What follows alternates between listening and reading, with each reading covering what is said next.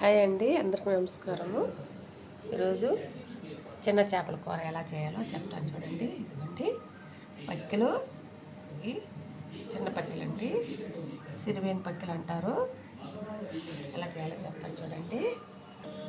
ఇదండి తగినంత చింతపండు, పెద్ద నిమ్మకాయ సైజు చింతపండు, ఉల్లిపాయలు రెండు టమాటాలు, ఇదిగోండి పసుపు, కొత్తిమీర,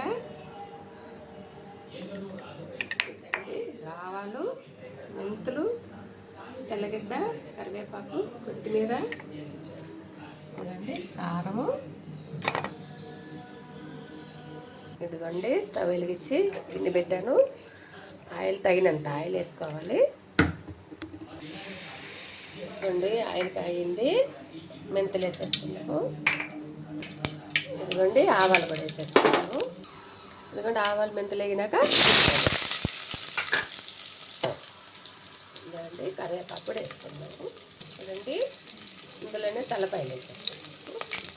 ఇదిగోండి ఏతా ఉంది, ఇందులో సాల్ట్ వేసేసుకున్నాం చూడండి. సాల్ట్, ఇదండి టమాటాలు వేసుకున్నాము. ఇదండి పసుపు కూడా వేసేసుకున్నాము.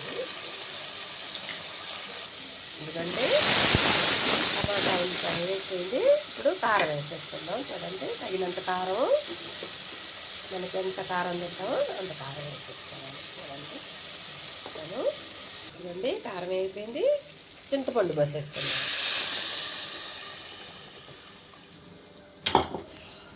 ఇదిగోండి ఇప్పుడు మూత పెట్టేసుకుంటాము. ఉడికినాక చేపలు వేసుకుందాం. ఇదిగోండి చేపలు ఉడికాయి, కూర ఉడికింది. చేపలు వేసుకుందాం చూడండి. వేస్తాను అండి.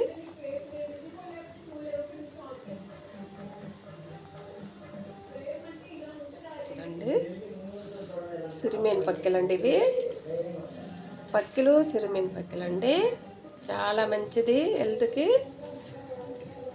చూడండి అన్నీ వేసేద్దాము. పైత్యానికి, తల తిరగడానికి, ఒంట్లో దద్దులు వస్తాయి, దద్దులుగా పైచ్యం దద్దులు అంటారు. వాటికి అన్నిటికీ చాలా మంచిది.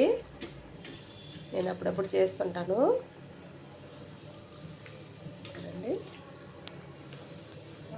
చూడండి చేపలు వేసేసాను. ఇది ఒక 20 నిమిషాల పాటు ఉడకాలి. ఉప్పు కారం చూసి వేసుకోవాలి మళ్ళీ కావాలంటే.